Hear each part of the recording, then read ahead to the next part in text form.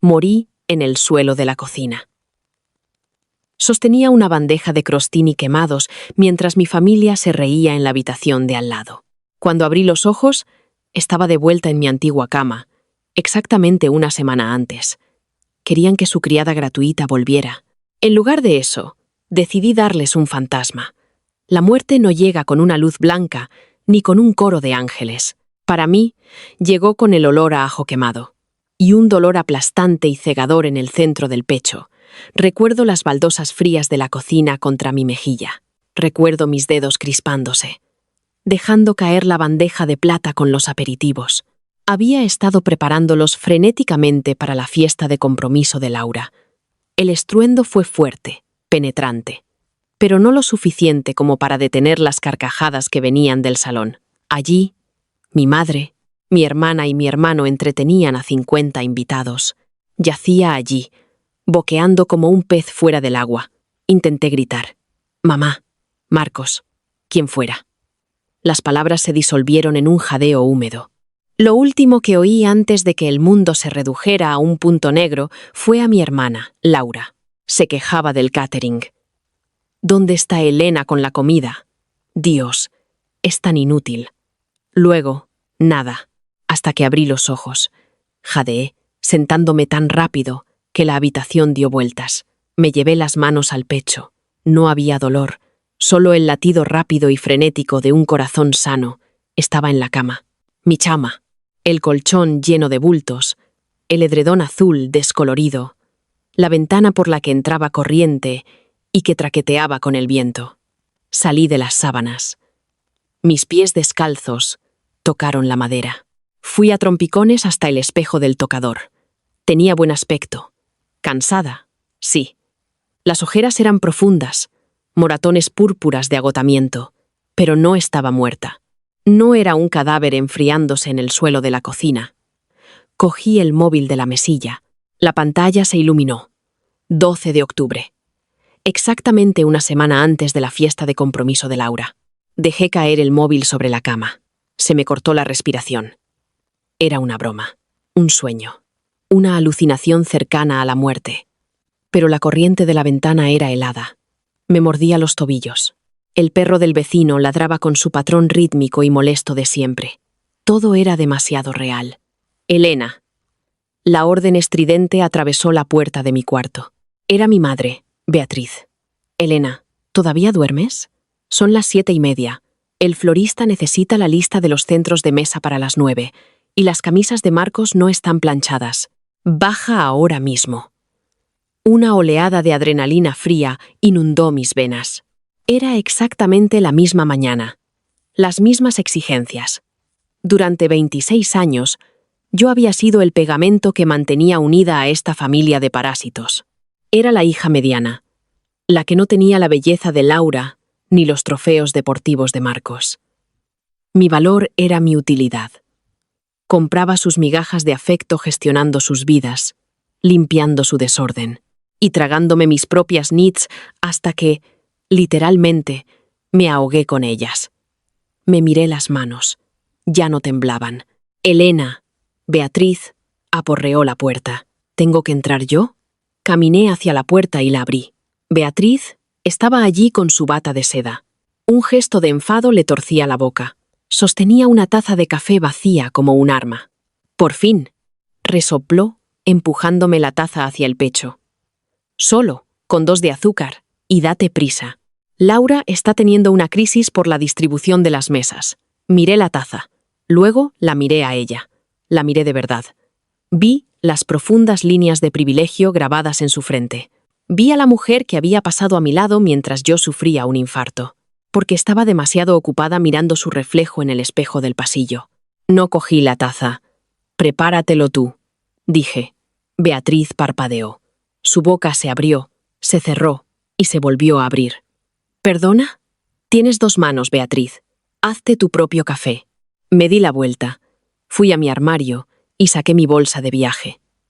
«Beatriz», farfulló ella, con la voz una octava más aguda. «¿Acabas de llamarme Beatriz? Pero qué falta de respeto es esta. ¿Qué te pasa? ¿Estás enferma?» No. Por primera vez en mi vida, Me siento fantástica, dije, metiendo un montón de vaqueros en la bolsa. Me moví metódicamente. Jerseys, ropa interior, calcetines, un par de botas resistentes. Cogí mi cepillo de dientes del baño de enfrente, ignorando a Beatriz. Ahora me seguía como un fantasma confuso y enfadado. ¿A dónde crees que vas?, exigió, bloqueando mi salida desde el umbral. Tenemos la fiesta en una semana. No has terminado los detalles para los invitados. No has recogido la ropa de la tintorería. Cancélalo, dije, cerrando la cremallera de la bolsa. ¿Cancelar el qué? La fiesta. La tintorería. Mi suscripción a esta familia. He terminado. Me eché la bolsa al hombro y caminé hacia ella. No me detuve. Simplemente seguí caminando hasta que tuvo que apartarse o ser arrollada. Se apretó contra el marco de la puerta, con los ojos muy abiertos por la sorpresa. Abajo, la cocina ya era un desastre. Marcos, con 22 años y físicamente incapaz de usar una tostadora, hurgaba en un trozo de pizza fría. Laura estaba en la isla de la cocina, rodeada por un mar de cartulinas de color crema. «Elena, por fin», se quejó Laura sin levantar la vista. «Estas tarjetas para los sitios parecen baratas. Tienes que volver a la papelería y hacer que las reimpriman. Y tráeme un matcha latte de camino». «No encuentro mis botas de fútbol», murmuró Marcos, masticando ruidosamente. «¿Las has lavado?». Me detuve en la puerta principal. Los tres formaban un cuadro perfecto de disfunción. No me veían a mí, solo veían una máquina expendedora, una que dispensaba ropa limpia, comidas calientes y mano de obra gratuita. «Escuchadme con mucha atención», dije. Mi voz no era alta, pero la absoluta falta de emoción hizo que ambos se quedaran helados. Laura levantó la vista. Marcos dejó de masticar. «Me voy. No voy a hacer la distribución de las mesas. No voy a recoger las flores. No voy a lavar las botas de fútbol. Sois todos adultos. Apañaos». Abrí la puerta principal. «Elena, deja de ser dramática», chilló Laura, dándose cuenta por fin de que llevaba una bolsa. «No puedes irte. ¿Quién va a coordinar a los del catering?». Miré hacia atrás por última vez. «Servidles crostini quemados», dije. «He oído que son matadores». La puerta se cerró detrás de mí. El aire de la mañana me golpeó la cara, fresco y frío. Bajé por el camino de entrada, mis botas crujiendo sobre la grava. Sentía el pecho ligero. El peso aplastante había desaparecido. No sabía a dónde iba, pero, por primera vez en 26 años, sabía exactamente dónde no me iba a quedar. Alquilé una habitación en una pensión de mala muerte a las afueras de la ciudad, junto a la autovía. Costaba 25 euros la noche. Olía a humo de tabaco rancio, enmascarado con una aplicación desesperada de lejía. El papel de la pared del baño se estaba despegando por las esquinas. Se curvaba como las hojas secas de otoño. Para mí, era el Taj Mahal. Dejé la bolsa en la colcha fina y áspera y me tumbé. Me quedé mirando la mancha de humedad del techo. Parecía un conejo deforme.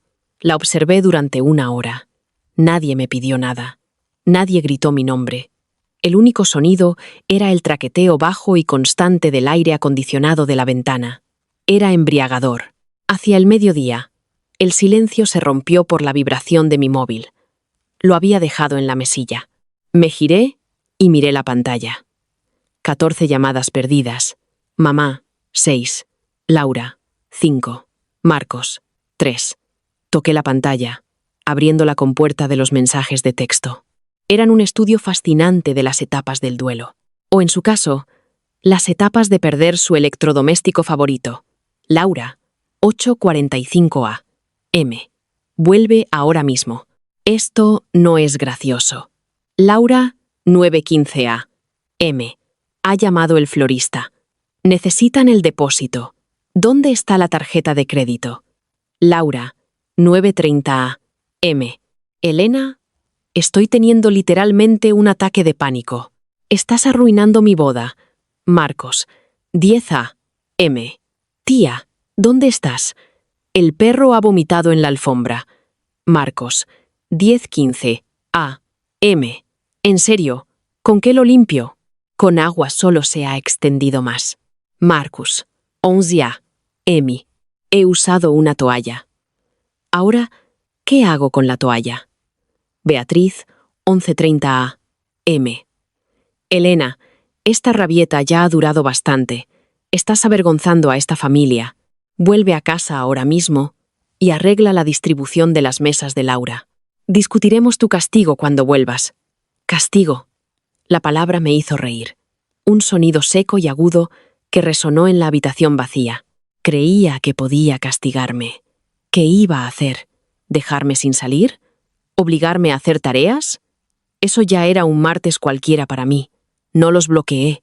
Bloquearlos significaría que me importaba lo suficiente como para protegerme de sus palabras. En lugar de eso, puse el móvil en silencio y lo metí en el cajón de la mesilla. Pasé los 2 días siguientes sin hacer absolutamente nada. Se necesita un esfuerzo profundo para desaprender toda una vida de ansiedad. Mi cuerpo estaba programado para saltar ante cualquier sombra. La primera mañana en la pensión me desperté con un sudor frío a las 6. Mi corazón martilleaba, convencido de que había olvidado sacar la basura. Tardé 10 minutos de respiración profunda en darme cuenta de que no había basura. No había ninguna entrada que barrer. Solo estaba yo. Fui a una cafetería cercana para comer. Me senté en un reservado de vinilo, tomando un café barato mientras veía los coches pasar por la autovía. Pedí tortitas y me las comí despacio, dejando que el sirope se acumulara en el plato. En casa, comía de pie sobre el fregadero. Engullía sobras frías mientras preparaba el almuerzo de otra persona. Al tercer día, el agotamiento físico de mi vida pasada empezó a drenarse de mis huesos. Dormí 14 horas seguidas. Cuando me desperté, sentí una extraña sensación en mis extremidades. Ligereza. Volví a mirar el móvil.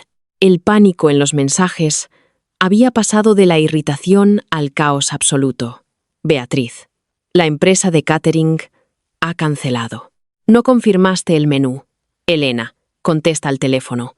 Esto es un desastre. Laura, te odio, te odio. Has hecho esto a propósito porque estás celosa. Marcos, nos hemos quedado sin papel higiénico. Mamá está gritando. Papá se ha encerrado en su despacho. Por favor, vuelve.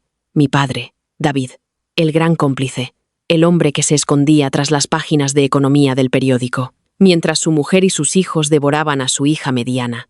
Tenía sentido que se escondiera en su despacho. Solo podía sobrevivir si la casa funcionaba como una máquina bien engrasada. Sin mí para engrasar los engranajes, todo se estaba agarrotando.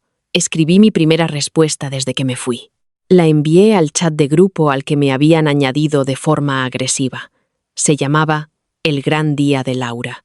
Elena, parece que necesitáis una asistenta. He oído que las empresas de limpieza cobran 40 euros la hora. Será mejor que empecéis a llamar. Le di a enviar. Luego apagué el móvil por completo, cogí mi abrigo y salí a pasear. El aire era cortante, con promesa de lluvia. Caminé por las aceras agrietadas del polígono industrial detrás de la pensión. No pensé en los centros de mesa. No pensé en la tintorería. Pensé en las baldosas frías del suelo de la cocina en mi vida anterior, en cómo el cemento se clavaba en mi mejilla, en la absoluta y aterradora soledad de morir en una casa llena de gente. Les sobreviví una vez. No iba a dejar que me mataran de nuevo. Para el cuarto día, mi exilio temporal se sentía como una segunda piel. Dejé la pensión y me mudé a un estudio barato, con un contrato mensual, encima de una panadería con problemas. El alquiler era bajo porque las vibraciones del horno sacudían el suelo a las 4 de la mañana. Me encantaba. Olía a levadura fresca y a azúcar, muy lejos de la lejía antiséptica de la pensión. Estaba sentada en el reservado de la esquina de la cafetería de enfrente. Dibujaba en un cuaderno barato cuando sonó la campana de la puerta. No levanté la vista hasta que una sombra se proyectó sobre mi mesa. ¿Tienes idea de lo difícil que ha sido encontrarte? Era Marcos. Lentamente, tapé el bolígrafo y me recliné en la silla. Tenía un aspecto horrible. Mi hermano, normalmente impecable con sus polos y su pelo peinado, parecía haber dormido en una zanja. Su camisa estaba muy arrugada. Tenía una mancha que parecía sospechosamente de salsa de tomate. El pelo se le erizaba por detrás. Parecía exactamente un chico de 22 años que nunca había hecho su propia colada. ¿Cómo me has encontrado? Mi voz era plana. Rastreé la IP de tu portátil a través del plan familiar de la red antes de que te desconectaras del wifi en esa pensión. Luego, di vueltas por la zona hasta que te vi entrar aquí, murmuró. Apartó la silla de enfrente y se desplomó en ella. No soy idiota, Elena. Pues lo disimulas muy bien, dije. ¿Descubriste qué hacer con la toalla del vómito? Se sonrojó. Un rojo intenso le subió por el cuello. Eso no es gracioso. La casa es un infierno, Elena. Mamá está prácticamente catatónica. Laura amenaza con fugarse porque la organizadora de eventos que mamá contrató para reemplazarte renunció a los 2 días. La mujer se fue llorando. Literalmente. Me alegro por ella. Establecer límites es importante. Marcos golpeó la mesa con las manos, haciendo sonar mi taza de café. Basta. Deja de actuar así. Estás montando un numerito para hacerte notar, y vale, ya lo hemos pillado. Te sientes poco valorada. Lo entendemos. Ahora, recoge tus cosas y ven a casa. Papá dice que te comprará ese portátil que querías por tu cumpleaños si vuelves y arreglas lo del catering. Le miré fijamente. La audacia era casi hermosa en su pureza. No me veían como una hermana o una hija, ni siquiera como un ser humano. Era una empleada en huelga, un sindicato de una sola persona en plenas negociaciones. Un portátil, repetí, saboreando las palabras. ¿Uno bueno?, insistió Marcos, confundiendo mi silencio con duda. El Mac con la pantalla grande. Mira, Elena, no puedes abandonarnos sin más. Somos una familia. Familia. Me incliné hacia adelante, apoyando los codos en la mesa. El olor a granos de café tostado flotaba denso entre nosotros. Dime, Marcos, ¿cuál es mi segundo nombre? Él parpadeó. La ira en sus ojos se fracturó, reemplazada por la confusión. ¿Qué? Mi segundo nombre. ¿Cuál es? Abrió la boca, la cerró. Frunció el ceño mientras buscaba en los superficiales archivos de su cerebro. ¿Es María? No, espera. Beatriz. Mamá te llamó Elena Beatriz en ese mensaje. El nombre de mamá es Beatriz. Mi segundo nombre es Ana, por la hermana de papá, la que murió antes de que tú nacieras. Marcos tragó saliva. Vale, se me olvidó un nombre. ¿Qué más da? ¿Cuándo es mi cumpleaños? Silencio. El zumbido de la máquina de café detrás de la barra de repente parecía ensordecedor. Es en primavera. Adivinó, su voz perdiendo el tono exigente. Fue hace 2 semanas, el 1 de octubre. Cumplí 26. Me hice mi propia tarta porque mamá quería chocolate y Laura quería vainilla, así que hice una tarta marmoleada. Ninguno de los dos la probasteis porque estabais haciendo una dieta sin carbohidratos. Papá no llegó a casa hasta medianoche. Marcos se miró las manos. Por un breve segundo, vi un destello de algo parecido a la vergüenza, pero fue rápidamente engullido por el egoísmo arraigado que era nuestro rasgo familiar. Lo siento, ¿vale? Lo sentimos, pero la fiesta de Laura es en 3 días. Viene gente en avión. ¿Sabes lo importante que es esto para la imagen de mamá? Si no vuelves, te va a desheredar. Solté una carcajada áspera y genuina. Sobresaltó a una mujer que leía un libro en la mesa de al lado. ¿Desheredarme? ¿Desheredarme de qué, Marcos? De la paga que no acepto desde los 18, del privilegio de hacer tu colada, del honor de fregar los rodapiés mientras vosotros os vais a los Alpes cada invierno. Metí la mano en mi bolso y saqué un pequeño sobre de Manila. Lo lancé sobre la mesa. Se deslizó hasta detenerse contra sus nudillos. ¿Qué es esto?, preguntó, sin tocarlo. Es una factura. Frunció el ceño, cogió el sobre y sacó el papel doblado. Sus ojos recorrieron las líneas, abriéndose más con cada segundo. He calculado los pagos atrasados, expliqué con calma. Gestión del hogar, preparación de catering, servicios de lavandería, planificación de eventos y trabajo emocional. Teniendo en cuenta las horas extra y el salario mínimo de esta comunidad, menos el coste de la comida que consumí bajo ese techo. Me debéis aproximadamente 80 y 4.000 euros solo por los últimos 5 años. Marcos dejó caer el papel como si le quemara. ¿Estás loca? Esto es una broma. No es una broma, y mi ausencia tampoco lo es. Cogí mi café y tomé un sorbo. Estaba frío. No me importó. Vete a casa, Marcos. Dile a mamá que puede contratar a un equipo de profesionales o puede servir a los invitados agua del grifo y disculpas. No me importa. Pero si alguno de vosotros aparece en mi apartamento, llamaré a la policía por acoso. No te atreverías. Pruébame. No levanté la voz. No me burlé. Solo lo miré con los ojos muertos y vacíos de una mujer que ya había muerto por ellos una vez. Marcos se levantó lentamente. La bravuconería había desaparecido por completo, reemplazada por una comprensión incipiente y aterradora. Los cimientos de su cómoda vida no solo se habían agrietado, se habían desmoronado, y él estaba de pie sobre las ruinas. «¿De verdad que no vas a volver?», susurró, sonando más joven que sus 22 años. «Adiós, Marcos. Buena suerte con la toalla del vómito». Le vi salir de la cafetería. Sus hombros estaban caídos.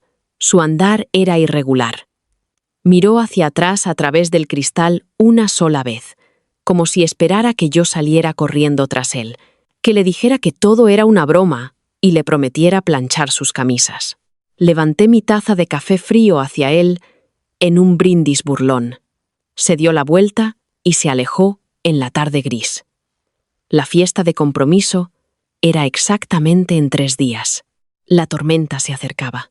Pero, por primera vez en mi vida, la estaba viendo desde el interior de una casa cálida. En lugar de estar bajo la lluvia sosteniendo un paraguas para otra persona. El sábado llegó con el frío húmedo y pesado de finales de octubre. Era el día de la fiesta de compromiso de Laura. En mi vida anterior, habría estado despierta desde las 4 de la mañana. Mis dedos llenos de ampollas por el pegamento caliente. Mi estómago ardiendo por demasiado café solo y nada de comida. Habría estado planchando servilletas de lino mientras rastreaba el camión que traía 500 rosas blancas importadas. Hoy me desperté a las 9. Me estiré, escuchando el golpeteo rítmico de la amasadora de la panadería a través del suelo. Me preparé una taza de té barato en mi hornillo eléctrico. Me senté junto a la única ventana de mi estudio. Observaba a la gente que iba a trabajar pasar apresuradamente por el pavimento mojado. Sentía el pecho maravillosamente, brillantemente ligero. No había presión, ni fatalidad inminente. Solo el zumbido silencioso de una vida que me pertenecía únicamente a mí. Mi móvil vibró en el alféizar de la ventana. No había bloqueado a la señora Isabel. Vivía justo enfrente de la casa de mis padres. Una viuda jubilada con un talento inigualable para la vigilancia del vecindario. La señora Isabel siempre me había tenido un cariño especial. Era la única persona que solía ofrecerme un vaso de limonada cuando yo estaba cortando el césped de mis padres en pleno julio. Mientras Marcos jugaba a videojuegos dentro, la pantalla se iluminó con un mensaje de texto. Luego un archivo de vídeo. Luego otro texto. Señora Isabel. 9:40 y 5 a.m. Cariño, hiciste lo correcto al marcharte. Esto es un circo de 3 pistas. Coge palomitas. Abrí el vídeo. La grabación era temblorosa, filmada desde la ventana del salón de la señora Isabel. El zoom pasaba por los robles que bordeaban la entrada de mis padres. Las carpas blancas de alquiler en el césped delantero estaban hundidas. Marcos estaba en el césped, con un mazo en la mano, mirando fijamente un poste de aluminio derrumbado. Lo empujó con la punta de su zapatilla. Una furgoneta de reparto estaba aparcada al azar, mitad en la acera, mitad sobre las preciadas petunias de Beatriz. El audio era apagado, pero podía oír claramente el tono agudo e inconfundible de los gritos de Laura. La cámara se movió. Laura estaba en el porche delantero con un albornoz de seda. Su pelo estaba a medio rizar, un desastre caótico de rulos calientes y laca. Gesticulaba salvajemente hacia una mujer que sostenía una carpeta. La sustituta del catering. Señora Isabel, 9:50 a.m. El florista ha traído coronas funerarias, lirios y claveles. Tu madre está llorando en la entrada. Creo que a la empresa de catering Se le olvidaron las bandejas para calentar la comida. El novio parece que quiere lanzarse al tráfico. Me reí. Una risa profunda y real que retumbó en mi pecho y me sorprendió. Era mezquino. Lo sabía. Pero después de 26 años absorbiendo su culpa, verles afrontar las consecuencias directas de su propia incompetencia era embriagador. Se habían pasado toda mi vida convenciéndome de que yo era la afortunada, la carga que graciosamente permitían vivir en su casa. Me decían que era una inútil cada vez que cometía un error menor. Ahora, sin su inútil criada, la fachada se estaba desmoronando. A la 1 de la tarde sonó mi móvil.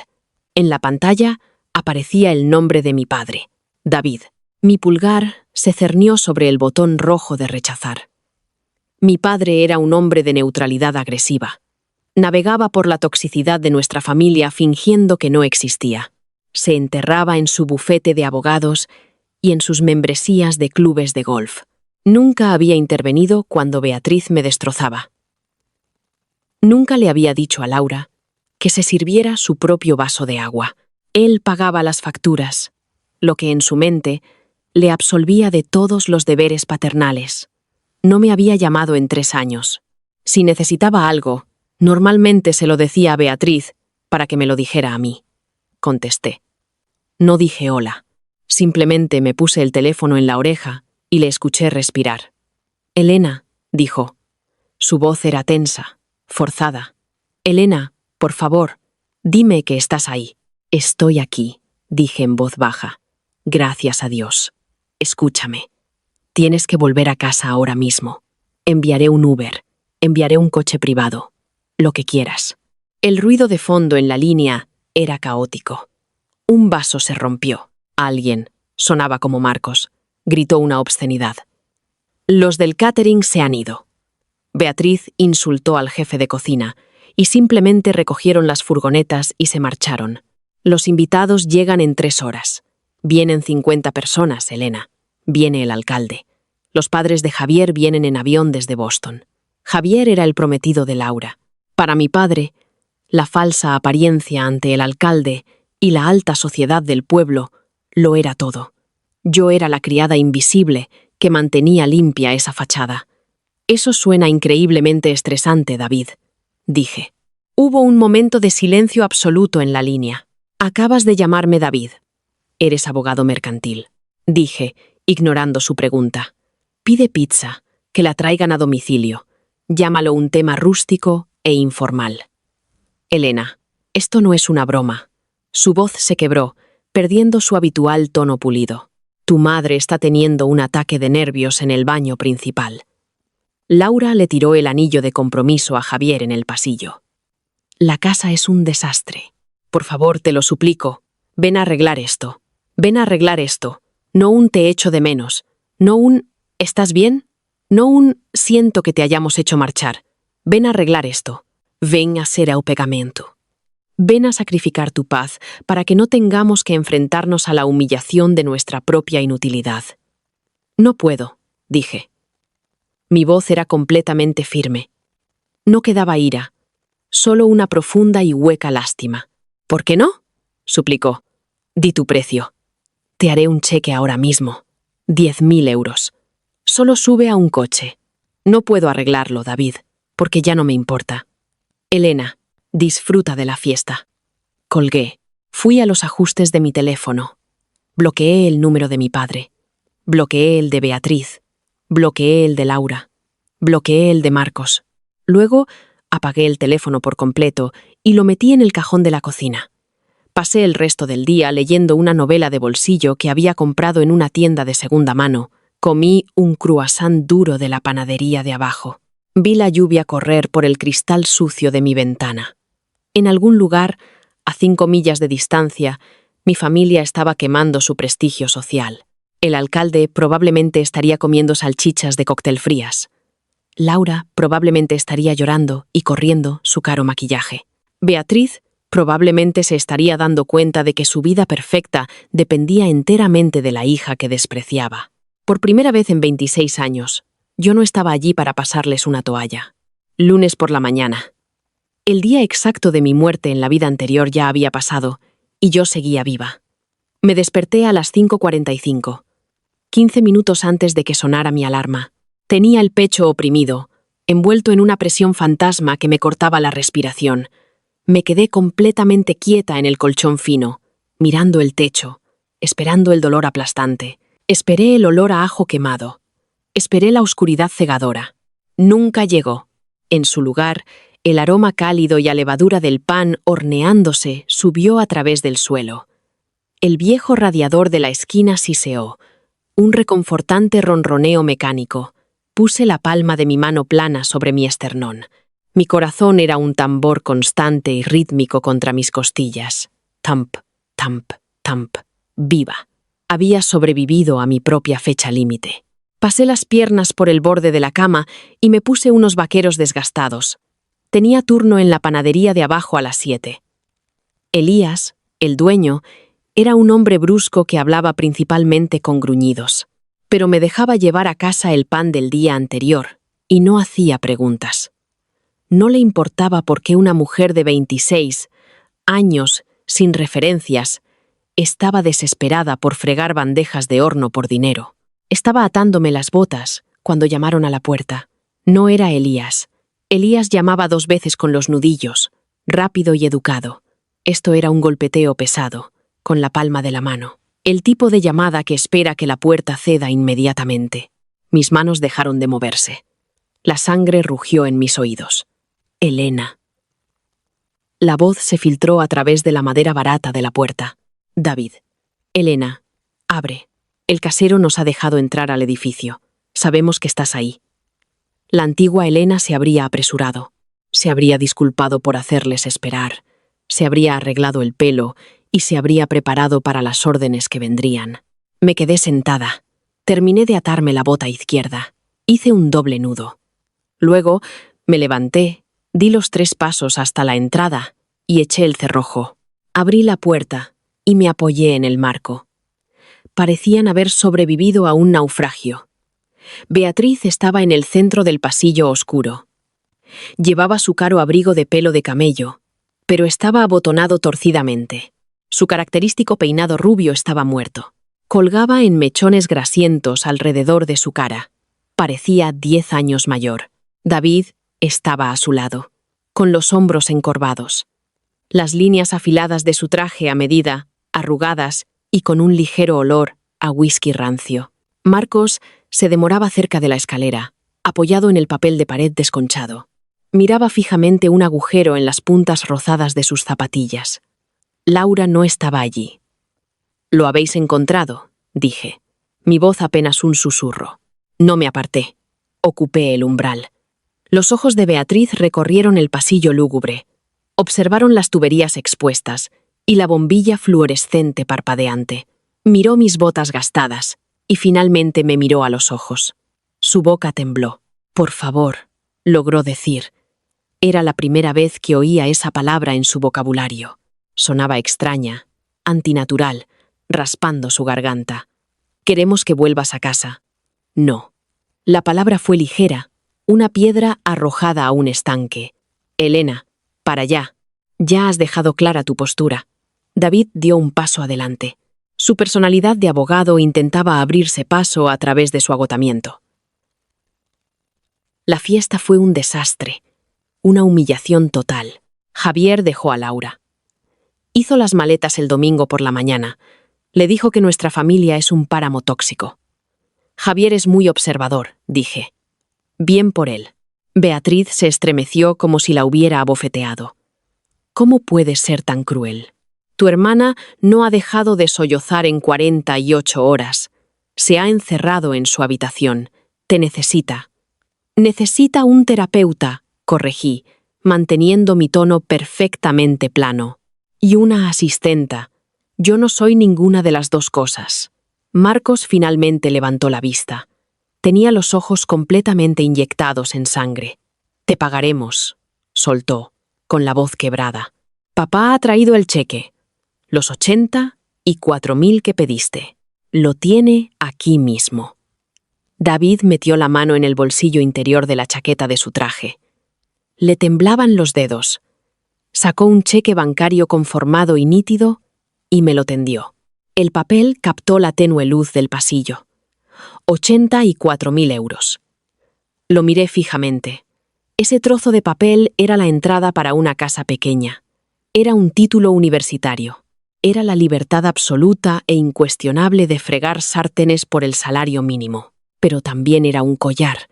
Si lo aceptaba, estaba aceptando sus términos. Estaba validando la transacción. Estaba aceptando que mis 26 años de asfixia emocional tenían un precio específico y que ellos simplemente se habían olvidado de pagar la factura. Mantuve las manos en los bolsillos. Quédatelo. El brazo de David quedó suspendido en el aire. La confusión en su rostro era cruda y genuina. Elena, esto es lo que exigiste. Es el pago atrasado. Coge el dinero. Haz las maletas y vámonos a casa. Contrataremos un servicio de limpieza. Pediremos comida para llevar. Solo vuelve. La casa se está cayendo a pedazos. No me queréis de vuelta a mí, dije. Eso es mentira, chilló Beatriz. El repentino volumen resonó en el estrecho pasillo. La máscara se deslizó, revelando el furioso privilegio que conocía tan bien. Somos tu familia. Yo te di a luz. Te dimos un techo sobre tu cabeza y nos abandonas para vivir en esta miseria asquerosa. Nos lo debes. No levanté la voz para igualar la suya. Simplemente dejé que el silencio se alargara hasta que su respiración pesada y entrecortada llenó el espacio entre nosotros. ¿Cuándo es mi cumpleaños, Beatriz? Pregunté. Se quedó helada. La ira se desvaneció de su rostro, reemplazada por un pánico repentino y hueco. Abrió la boca, pero no salió nada. Dirigí mi mirada a mi padre. ¿Cuál es mi color favorito, David? ¿Qué carrera estudiaba en la universidad antes de dejarlo para cuidar de la abuela durante sus cuidados paliativos? Nombra un solo libro que haya leído en el último año. David miró al suelo. La mano que sostenía el cheque bajó lentamente a su costado. No lo sabéis, dije suavemente. No sabéis ni una sola cosa sobre la mujer que está frente a vosotros. Solo conocéis los servicios que presto. Era un electrodoméstico gratuito, y me desenchufé, y nunca volveré a enchufarme. Elena, por favor, susurró David. La casa se siente completamente vacía. La casa no está vacía, David, repliqué. Simplemente está llena de consecuencias. Di un paso atrás hacia mi apartamento. Agarré el borde de la puerta. David no intentó detenerme. No me tendió la mano. Simplemente se quedó allí, un hombre hueco en un traje arruinado. Sostenía un cheque que no podía comprarle la salvación. Adiós, dije. Cerré la puerta. El pesado clic del cerrojo, deslizándose, fue el sonido más fuerte del mundo. Me quedé en mi diminuta entrada y escuché. A través de la madera, oí a Beatriz empezar a llorar. No era su llanto habitual, manipulador y teatral. Era un sonido áspero, feo, roto. Oí a Marcos murmurar algo en voz baja. Oí el arrastrar pesado y derrotado de los zapatos de mi padre, girando hacia las escaleras. Fui a la única ventana que daba a la calle. 2 minutos después, salieron del edificio. Se movían lenta, cuidadosamente, como personas recuperándose de un terrible accidente. Subieron al sedán negro de David. El coche estuvo parado un largo momento antes de alejarse del bordillo, incorporarse al tráfico de la mañana y desaparecer en la ciudad gris. Me puse la mano en el pecho una última vez. Mi corazón seguía latiendo. Desafiante, implacable, mío. Me aparté de la ventana, fui a la pequeña cocina y encendí el hornillo para preparar mi té. Tenía 20 minutos antes de tener que estar abajo para empezar la limpieza de la mañana. La vida iba a ser dura, iba a ser agotadora, y desordenada, y enteramente mía. Sonreí. Por primera vez en mi vida, llegaba justo a tiempo. Elena cerró la puerta a un pasado de servidumbre y a un cheque de 84.000 euros. Eligió empezar de cero, sin nada más que su propia libertad. Hay quienes dicen que el dinero lo compra todo. Otros, que la dignidad no tiene precio. La decisión de Elena nos deja con una pregunta. Si estuvieras en su lugar, ¿qué habrías hecho tú? ¿Cogerías el dinero para asegurar tu futuro o lo rechazarías para cerrar esa puerta para siempre? Deja tu opinión en los comentarios. Si crees en las segundas oportunidades, dale a me gusta y suscríbete para más historias que te harán. La segunda historia. Morí en un amasijo de hierros. Perseguía al prometido que me abandonó en el altar por su amor de la infancia. Cuando abrí los ojos, la lluvia fatal había desaparecido. Estaba sentada en mi suite nupcial 3 horas antes de la ceremonia. Esta vez no iba a ponerme el vestido. La muerte no huele a azufre ni a fuego eterno. Huele a cobre y a goma quemada. El recuerdo aún estaba pegado en mi garganta, el impacto aplastante del volante contra mis costillas, el sonido de los cristales lloviendo sobre el salpicadero como un terrible aplauso, la lluvia empapando mi tul blanco rasgado, convirtiendo la calle en un espejo borroso de neones, y en medio de todo, el pensamiento patético que se repetía en mi conciencia. Él ni siquiera miró hacia atrás.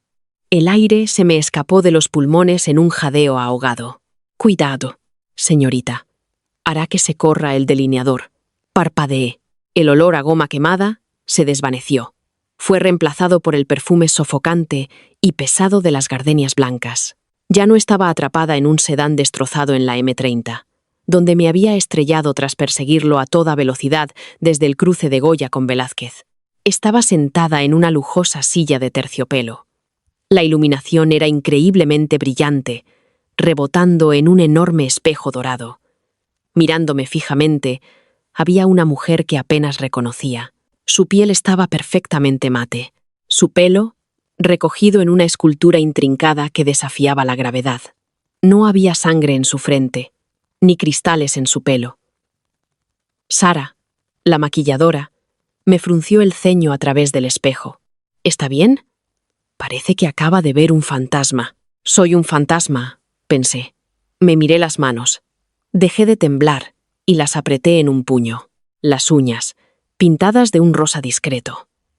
En mi dedo anular izquierdo, el diamante de talla esmeralda de 3 quilates que Alejandro me había dado. Se sentía como una esposa. Se sentía como una lápida. Cerré los ojos y dejé que la línea temporal se asentara en mi cerebro. Era sábado, 12 de junio. 3 horas antes de mi supuesta boda en la finca El Monasterio. 3 horas antes de que Alejandro recibiera una llamada frenética de Elena, su solo amiga, diciendo que no podía soportar verlo casarse con otra. 3 horas y media antes de que él susurrara una disculpa, diera la espalda a 300 invitados y corriera hacia su coche. 4 horas antes de que yo lo persiguiera, cegada por las lágrimas, y me saltara aquel semáforo en rojo. Había vuelto. Estaba respirando. El universo había rebobinado la cinta. «Estoy bien», dije. Mi voz sonaba extraña, plana, sin el deje ansioso que solía llevar como un escudo. La puerta de la suite se abrió de golpe. Beatriz Morales entró en la habitación. La madre de Alejandro era una mujer tallada en hielo y dinero viejo. Llevaba un vestido plateado que probablemente costaba más que mi primer coche. «¿Sara, de verdad?», suspiró Beatriz. «¿Aún no estás vestida? El fotógrafo quiere hacer las fotos en 20 minutos. Y por favor, dime que no vas a usar ese labial tan brillante. Esto es una boda en el barrio de Salamanca, no un cabaret de barrio. En la línea temporal anterior, me habría disculpado al instante, desesperada por su aprobación. Había pasado 4 años doblegándome para encajar en el rígido molde de la familia Morales. Gestioné sus propiedades, arreglé sus problemas fiscales, sonreí cuando se burlaban de mi educación pública. Compré su afecto con mi trabajo. Miré a Beatriz ahora. Vi las líneas tensas alrededor de su boca, el pánico en sus ojos que escondía tras la condescendencia. No me odiaba. Me resentía. Resentía que su hijo necesitara las conexiones bancarias de mi familia para mantener a flote su imperio inmobiliario. «El labial se queda», dije. Beatriz parpadeó, desconcertada. «Perdona. Puedes irte, Sara», le dije a la maquilladora. «Pero no he terminado de fijar tu...». Dije que puedes irte. Le di a Sara un billete de 100 euros. «Gracias por tu trabajo. Recoge tus cosas». Sara no discutió. La frialdad de mi tono no dejaba lugar a debate. Recogió sus pinceles, lanzó una mirada nerviosa a Beatriz y salió corriendo. «Sofía, ¿qué demonios te pasa?», espetó Beatriz. «Los invitados ya están llegando. Te estás comportando de una manera increíblemente egoísta. Alejandro ya está bastante estresado con la fusión del lunes como para que ahora tengas una rabieta». La fusión.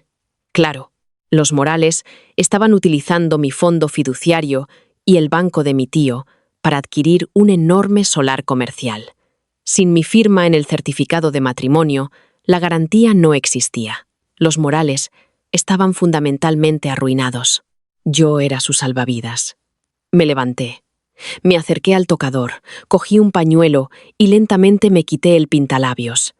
No para complacerla, sino porque no quería dejar manchas en lo que estaba a punto de hacer. «Tienes razón, Beatriz», dije, con una voz tranquila. «Alejandro está estresado. No deberíamos hacerle pasar por esto». Alcancé el broche de mi collar de diamantes, una reliquia de la familia Morales. Lo desabroché. La pesada piedra se deslizó por mi piel con un frío siseo. Lo dejé caer sobre el tocador. Aterrizó con un ruido pesado y definitivo. «¿Qué estás haciendo?».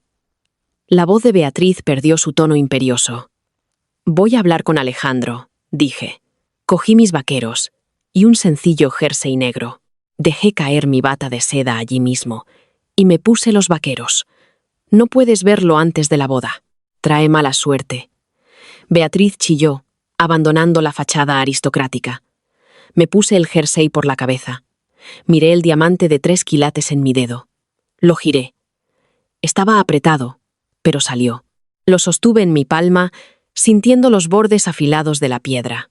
«Beatriz», dije, mirándola a los ojos, «la suerte ya no tiene nada que ver con esto». El pasillo de la finca El Monasterio era un laberinto de alfombras y retratos antiguos. En la última línea temporal, había caminado por aquí ciega a la ejecución hacia la que marchaba. Ahora caminaba descalza, en vaqueros. Podía oír los sonidos apagados del cuarteto de cuerda, el tintineo de las copas. La maquinaria de una boda de $500,000 se estaba poniendo en marcha. La habitación de Alejandro estaba al final del ala este. No llamé. Empujé la puerta. La habitación olía a colonia cara y a Bourbon. Alejandro estaba de pie junto a la ventana. Alto, con un esmoquín a medida. No miraba por la ventana. Miraba su móvil, sus pulgares moviéndose frenéticamente. Su padrino, Carlos, estaba sentado en el sofá. Carlos levantó la vista y casi se atraganta. «Sofía, ¿qué demonios? No deberías estar aquí». La cabeza de Alejandro se levantó de golpe. Sus ojos pasaron de mi cara a mi ropa. Se guardó el móvil en el bolsillo con un movimiento tan culpable que casi me hizo reír. «Sofía». Alejandro frunció el ceño. «Molesto. No preocupado. Molesto. ¿Qué llevas puesto? Hacemos las fotos en 15 minutos. A mamá le va a dar un infarto». Caminé hacia él. Miré al hombre que había amado durante 4 años. El hombre por el que había auditado los libros de su empresa para salvarlo de la bancarrota. El hombre que en 3 horas me dejaría desangrándome bajo la lluvia porque Elena se sentía sola. No sentí rabia, solo un profundo y resonante vacío. Me pareció pequeño, un traje hueco relleno de arrogancia. «¿Se acabó, Alejandro?», dije. El silencio se extendió por la habitación. Carlos dejó lentamente su vaso en la mesa. Alejandro soltó una risa corta. «Vale, muy gracioso. Nervios prematrimoniales. Lo entiendo, pero en serio, ve a ponerte el vestido. Ya sabes cómo se pone mi madre. No estoy bromeando». Me acerqué al escritorio de caoba y coloqué suavemente el anillo de diamantes sobre la madera pulida. El diamante captó la luz. La boda se cancela. Me voy a casa. Alejandro miró el anillo, luego a mí. Su molestia se convirtió en ira. «Sofía, deja de ser dramática. No es momento para uno de tus episodios. Si estás enfadada porque me perdí la cena de ensayo, ya me disculpé». Tuve una crisis en el trabajo. Una crisis en el trabajo. A Elena se le habían quedado las llaves dentro del piso. Esa era la crisis. «No estoy enfadada», dije con calma. «Simplemente he terminado. No quieres casarte conmigo, Alejandro. Quieres una directora financiera con la que puedas acostarte. Quieres la línea de crédito de mi tío. Y quieres una esposa respetable para llevar a galas benéficas mientras corres hacia Elena cada vez que se raspa la rodilla. Me estoy retirando de la ecuación. Eres libre. La mención de Elena le hizo estremecerse. Un tic microscópico en su ojo. Pero lo capté. Manténla fuera de esto. Espetó. Lo está pasando mal. Está siendo paranoica y celosa por nada. No discutí. No era necesario. En la línea temporal que solo me pertenecía a mí, él me había demostrado con sangre que yo tenía razón. Adiós, Alejandro. Me di la vuelta. Sofía, espera. La voz de Alejandro se quebró con alarma. No puedes hacer esto. Hay 300 personas abajo. El alcalde está aquí. No puedes humillar a mi familia de esta manera. Mírame, dije en voz baja, y cerré la puerta. Bajé la gran escalera hasta el vestíbulo principal. El cóctel estaba en pleno apogeo. Fui directamente al micrófono preparado para los anuncios. Disculpen, dije al micrófono. El acople sonó agudo. El cuarteto de cuerda se detuvo. 300 rostros se volvieron para mirarme. Vi a mi tío, vi a Beatriz, en lo alto de las escaleras, con el rostro pálido. Buenas tardes a todos, dije. Mi voz era firme. Quiero agradecerles por venir hoy. Sin embargo, ha habido un cambio de planes. La boda entre yo y Alejandro Morales queda permanentemente cancelada. Por favor, disfruten de la comida y la barra libre, ya que todo está pagado. Conduzcan con cuidado. Dejé el micrófono. Silencio absoluto. Luego estalló el caos. Los susurros se convirtieron en gritos. Se oyeron murmullos entre los invitados. ¡Qué vergüenza! ¿Pero qué ha pasado? He oído que los Morales están arruinados. Mi tío comenzó a abrirse paso hacia mí. Sofía. La voz de Beatriz rasgó el salón, histérica. Bajaba corriendo las escaleras, tropezando con su vestido. Sofía, ¿qué has hecho? Insolente, desagradecida.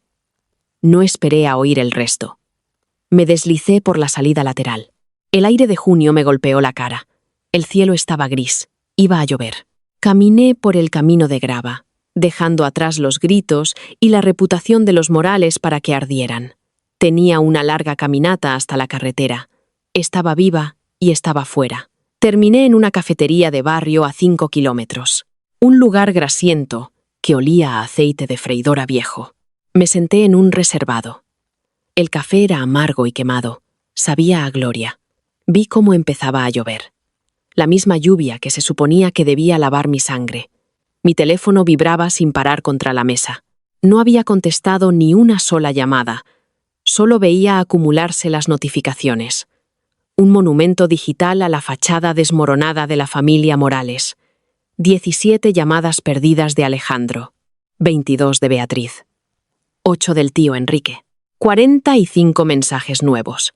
Cogí el teléfono. 16, 15.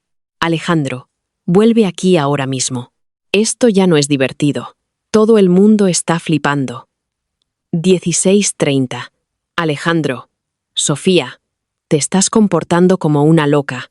Podemos retrasar la ceremonia. Solo vuelve. 17. Alejandro. Mi madre está llorando. Mi padre está furioso. Lo estás arruinando todo. Si no estás de vuelta a las 17:30, hemos terminado. Sonreí. Ya hemos terminado, Alejandro. Hacia las 18, el tono cambió. Fue la hora en que el padre de Alejandro, Ricardo, habría llamado a su abogado. Y fue entonces cuando el abogado le habría recordado una verdad muy inconveniente. 18:45. Alejandro. Sofía, por favor, coge el teléfono. Mi padre acaba de hablar con tu tío. Tu tío ha congelado la línea de crédito. Dice que necesita tu autorización. Ahí estaba. La pieza clave. El imperio de los Morales era un castillo de naipes. El banco de mi tío había intervenido para suscribir un préstamo masivo, con la condición de que yo, como esposa de Alejandro, gestionara los libros del proyecto. El papeleo no estaba finalizado. Requería el certificado de matrimonio. Sin él, mi tío, que confiaba en mí y sabía que los Morales eran unos derrochadores, no tenía ninguna razón para exponer su banco a su deuda tóxica. No respondí. Vi la lluvia correr por el cristal. 20:30. Alejandro. Sofía, en serio, ¿dónde estás? Esto ya no es solo sobre nosotros, es sobre el negocio. La fusión se cierra el lunes. Si no tenemos el respaldo, todo se derrumba. Lo perdemos todo. Dejé el teléfono. Pensé en las noches que había pasado encorvada sobre hojas de cálculo para cubrir los gastos de Alejandro. Pensé en la vez que me perdí el funeral de mi propia madre porque los Morales me necesitaban en Frankfurt. Les di mi tiempo, mi cerebro, mi juventud. Y a cambio, Alejandro me había dejado morir sola. Mi teléfono vibró de nuevo. Era Beatriz. Me quedé mirando el nombre en la pantalla. Pulsé el botón verde. «Hola, Beatriz», dije en voz baja. Sofía, su voz altiva había desaparecido. Sonaba frenética. «Oh, gracias a Dios, Sofía, cariño, ¿dónde estás?» «Cariño», casi me reí. «Estoy cenando». «Escúchame, cielo», dijo Beatriz, con la voz temblorosa. «Sea lo que sea que hiciera Alejandro, podemos arreglarlo. Es un chico tonto, y lo siente muchísimo. Son solo nervios. No fue una discusión», dije. «Simplemente no quiero casarme con él. Sofía, por favor, sé razonable». Su voz se agudizó. «Tu tío ha suspendido el préstamo puente. Ni siquiera devuelve las llamadas de Ricardo. Tienes que entender la posición en la que esto nos deja. Si el banco se retira, las fichas de dominó caerán. Estaremos en bancarrota para el miércoles». «Lo sé», dije. «Hice las proyecciones yo misma, ¿recuerdas?» Le advertí a Alejandro sobre el sobreapalancamiento hace 6 meses. Me dijo que no me preocupara. Un sollozo ahogado llegó a través del auricular. Beatriz Morales estaba llorando. «Sofía, te lo ruego, vuelve a la finca. Alejandro está destrozado. Podemos anunciar que fue una emergencia médica. Podemos hacer una ceremonia privada mañana. Solo firma los papeles, Sofía. Tu familia. No le harías esto a tu familia». «No tengo familia, Beatriz», dije, mi voz endureciéndose. «Tengo un tío que maneja mi fideicomiso. Y tenía un prometido que enviaba mensajes a su amor de la infancia mientras a mí me peinaban. Nunca me quisisteis. Queríais mi firma.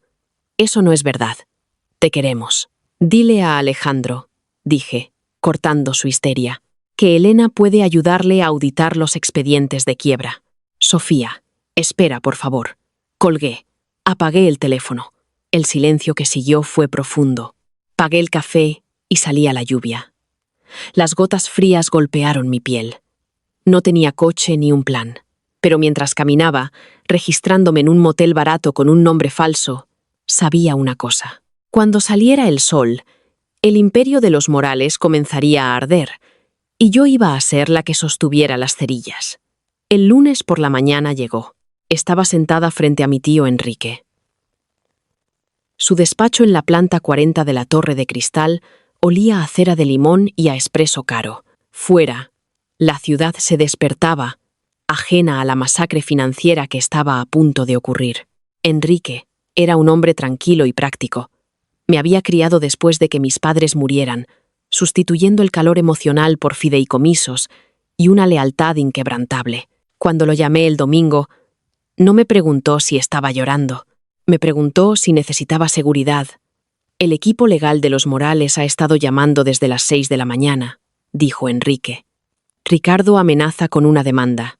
Incumplimiento de contrato. Que demanden», respondí. «Ya no tienen fondos para un buen abogado, y tú lo sabes». Enrique finalmente levantó la vista. Sus ojos grises se arrugaron en las comisuras. «Están muy sobreapalancados, Sofía. No bromeabas. Sin tu certificado de matrimonio, anclando el préstamo, su ratio de deuda-ingresos viola las cláusulas. El banco emitirá una notificación de impago a mediodía. Bien, ¿estás segura de esto?», preguntó Enrique. 4 años es mucho tiempo. Me miré la mano izquierda. Había una leve marca pálida donde solía estar el anillo. Una marca fantasma. En otra línea temporal, esa mano estaba cubierta de sangre. «Estoy segura, Enrique. Solo estoy corrigiendo un error». La puerta se abrió. La asistente de Enrique, Margarita, entró. Parecía irritada. «Señor Davis», dijo, «Alejandro Morales está en la recepción». Se ha saltado la seguridad. Exige ver a Sofía. ¿Llamo a seguridad? Sentí un aleteo frío en el estómago. No era miedo, era expectación. Había pasado tanto tiempo temiendo su ira. Ahora solo era un hombre suplicando un salvavidas. «Que pase», dije. Un minuto después, Alejandro irrumpió en la habitación. Tenía un aspecto terrible. La apariencia pulida se había agrietado. Llevaba los mismos pantalones de la boda, con una camisa arrugada. Su mandíbula estaba oscura, sus ojos enrojecidos y frenéticos. Por una fracción de segundo sentí el viejo instinto de arreglarlo.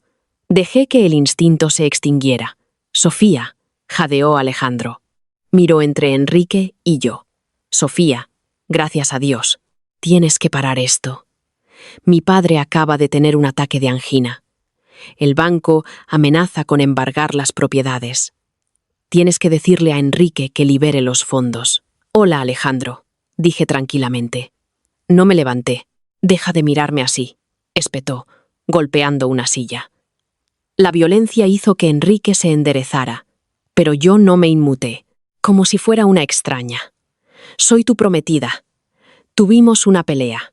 No arruinas a mi familia por una pelea». «No tuvimos una pelea», corregí. «Simplemente me negué a participar en un matrimonio fraudulento». «¿Fraudulento?» Alejandro se pasó una mano por el pelo, soltando una risa histérica. «¿Porque le estaba escribiendo a Elena?» «Sofía, te dije que estaba teniendo un ataque de pánico. Eres tan insegura que estás dispuesta a arruinar cientos de vidas. Mis empleados, mis padres, yo, solo porque me preocupo por una amiga. Él era bueno. Siempre fue muy bueno haciéndome sentir la villana. En mi vida pasada me habría disculpado». «A las 14:14 del sábado», dije, mi voz bajando a un registro peligroso. «Le enviaste un mensaje a Elena. No puedo hacer esto. Estoy mirando el traje y me siento mal. Te quiero, L. Siempre te he querido. Dame 3 horas y nos vemos en tu piso. Lo arreglaremos». Alejandro se quedó helado. El color desapareció de su rostro. Abrió la boca, pero no salió ningún sonido. Yo no tenía acceso a su teléfono. Pero en las horas antes de morir, Carlos, el padrino, borracho y culpable, me había mostrado el mensaje que Alejandro reenvió accidentalmente al grupo de los padrinos. El recuerdo estaba grabado en mi cerebro. «¿Cómo?» Alejandro tragó saliva. «¿Cómo es posible que sepas eso?» «No importa cómo lo sé», dije. «Lo que importa es que tenías la intención de dejarme en el altar, humillada frente a 300 personas solo para asegurar el dinero de mi tío antes de huir. Querías el dinero, pero querías a tu amor de la infancia». «No», susurró Alejandro, dando un paso atrás. «Sofía, no fue así. Solo estaba entrando en pánico. No lo decía en serio. Estoy aquí, ¿no? Quiero casarme contigo. Quiere la línea de crédito del Banco Nacional», intervino Enrique, con la voz seca. «Y no la va a conseguir. La suscripción dependía de la supervisión financiera de mi sobrina. Al no presentarse el certificado de matrimonio, que figuraba como condición vinculante, el Departamento de Riesgos ha cancelado la póliza de crédito y se prepara para la ejecución de garantías. La relación del banco con empresas morales ha terminado». «No puedes hacer esto», suplicó Alejandro, volviendo sus ojos desesperados hacia mí. «Sofía, por favor. Cortaré con Elena. Bloquearé su número. Nunca volveré a hablar con ella. Solo firma. Si no cerramos la fusión a las 5, perdemos la señal. Perdemos la finca. Lo perdemos todo». Cayó de rodillas. Era una visión asombrosa. Alejandro Morales, arrodillado en la alfombra persa de mi tío. Extendió la mano, intentando agarrar mis zapatos, como si se aferrara a un salvavidas. Retiré el pie. «Siento lo de la angina de tu padre», dije, con un tono hueco. «Le sugiero que evite compromisos financieros estresantes. Adiós, Alejandro». «Sofía», gritó mientras Enrique pulsaba un botón. 2 guardias de seguridad entraron. Lo agarraron por los brazos y lo levantaron. Luchó, su dignidad destrozada. «Eres una zorra fría y sin corazón», escupió, mientras lo arrastraban. «¿Me oyes? No eres nada sin mi familia. Solo eres una contable patética. Y tú, dije en voz baja, justo antes de que la puerta se cerrara, estás en bancarrota. A las 4 de la tarde, el cielo se había despejado. Estaba sentada en un asador de lujo. Pedí un chuletón, espárragos trufados y una copa de cabernet que costaba más que mi presupuesto semanal. Estaba celebrando. Estaba de luto. Simplemente existía en una línea temporal que me pertenecía. Mi teléfono estaba en silencio. El tío Enrique había emitido una orden de cese y desistimiento a los Morales. Cualquiera que intentara contactarme se encontraría con una orden de alejamiento. Mientras cortaba mi filete, la puerta se abrió. La recepcionista condujo a una mujer hacia el fondo. Era Elena. Llevaba un vestido floral que parecía fuera de lugar. Su pelo rubio estaba suelto, sus ojos llenos de lágrimas contenidas. La víctima perenne me vio y se acercó, deslizándose en el reservado frente a mí. La recepcionista dijo que estabas cenando sola, dijo Elena sin aliento. Sofía, por favor, no hagas que me echen. Solo necesito 5 minutos. Mastiqué mi filete, tragué y me limpié la boca. Tenía curiosidad por saber cuál era la jugada final. 4 minutos, dije. Elena suspiró. Tienes que parar esto. Alejandro está completamente destrozado. Su madre no ha parado de llorar. El banco les ha bloqueado el acceso a sus oficinas. Estoy al tanto, dije. ¿Qué tiene que ver esto contigo? Lo quiero, susurró Elena, una lágrima rodando por sus pestañas. Lo he querido desde que éramos niños. Cuando se comprometió contigo, me rompió el corazón. Pero intenté mantenerme alejada. De verdad. No, no lo hiciste, corregí. Lo llamabas cada vez que tenías un mal día, cada vez que tu coche hacía un ruido raro, cada vez que te sentías sola. Lo tenías atado en corto, Elena. Querías la devoción de un marido sin la responsabilidad de ser una pareja. Ella se estremeció. Cometimos un error. Ahora lo sé. No deberíamos habernos escrito, pero no puedes castigarlo por quererme a mí. Si alguna vez te importó, no destruirías su vida solo porque eligió a otra. Me recliné, haciendo girar el vino en mi copa. Miré a esta mujer. En la vida anterior, ella era el fantasma que atormentaba mi relación. La había odiado. Ahora no sentía nada. Ni ira, ni celos. Solo una leve piedad clínica. ¿Crees que esto va de ti? Pregunté. Elena parpadeó, confundida. ¿Qué? ¿Crees que esto es un triángulo amoroso? ¿Crees que retiré mi apoyo financiero porque tenía el corazón roto y actúo por despecho? ¿Crees que esto es un drama romántico? ¿No lo es? Preguntó a la defensiva. Elena, dije, manteniendo la voz baja, Alejandro no está perdiendo su empresa porque te quiera a ti. Está perdiendo su empresa porque es un hombre de negocios incompetente que apalancó los activos de su familia en una quimera y usó mi fondo fiduciario para cubrir su negligencia. Es un fraude. Mintió a sus inversores. Mintió a mi tío. Y me mintió a mí. Ella me miró fijamente. La narrativa romantizada en su cabeza se estrellaba contra la realidad. Yo no destruí su vida, continué. Simplemente dejé de pagarla. Dejé de ser el escudo entre sus acciones y sus consecuencias. Él te eligió a ti, Elena. Eso está bien, pero no puede elegirte a ti mientras gasta mi dinero. Miré el reloj. Eran las 16:55. En 5 minutos, la fusión entra en impago, dije. Alejandro va a estar enterrado en litigios durante la próxima década. No tiene dinero, no tiene crédito. Va a tener que vender la finca, sus coches y el reloj de su muñeca solo para pagar a sus abogados. Va a necesitar mucho apoyo emocional. Cogí mi copa de vino. Espero que tu amor sea suficiente para mantenerlo abrigado, dije, porque oficialmente es tu problema ahora. Elena me miró fijamente. Las lágrimas se habían detenido. La fragilidad en sus ojos desapareció, reemplazada por una cruda y aterradora comprensión de lo que realmente había ganado. No había ganado a un CEO rico, había ganado a un niñato desesperado y en bancarrota que iba a arrastrarla a una década de ruina financiera. Se levantó lentamente, no dijo una palabra más, se dio la vuelta y salió del restaurante con los hombros caídos. Tenía la sensación de que el teléfono de Alejandro estaba a punto de recibir un mensaje muy final y lacrimógeno. Volví a mi cena. Exactamente a las 17, sentí una extraña ligereza. El plazo había pasado. La era de los Morales había terminado. La línea temporal estaba reescrita. Terminé mi filete, pagué la cuenta. Salí al aire fresco. Las farolas cobraron vida. No sabía qué iba a hacer mañana. No sabía dónde iba a vivir. Pero mientras respiraba el aire de la ciudad lavado por la lluvia, supe que finalmente estaba despierta. Estaba viva. Y nunca, jamás, miraría atrás. El sol de otoño entraba por los ventanales de mi nuevo despacho, el mismo que había sido el salón principal de la finca El Monasterio. Tras la ejecución hipotecaria del banco, la propiedad había salido a subasta a un precio irrisorio. No pude resistirme. Ahora, el lugar que iba a ser el escenario de mi humillación era la sede de mi nueva consultora financiera.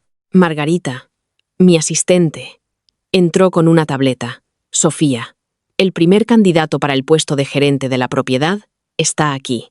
Asentí, sin levantar la vista de unos planos. Hazlo pasar. La puerta se abrió y se cerró. Un silencio tenso llenó la habitación. Levanté la vista. Allí estaba Alejandro, más delgado, con un traje barato que le quedaba grande, y la mirada vacía de quien lo ha perdido todo. Sostenía un currículum arrugado en sus manos temblorosas. Me miró, y por un instante vi un destello de la arrogancia de antes, rápidamente extinguido por la pura desesperación.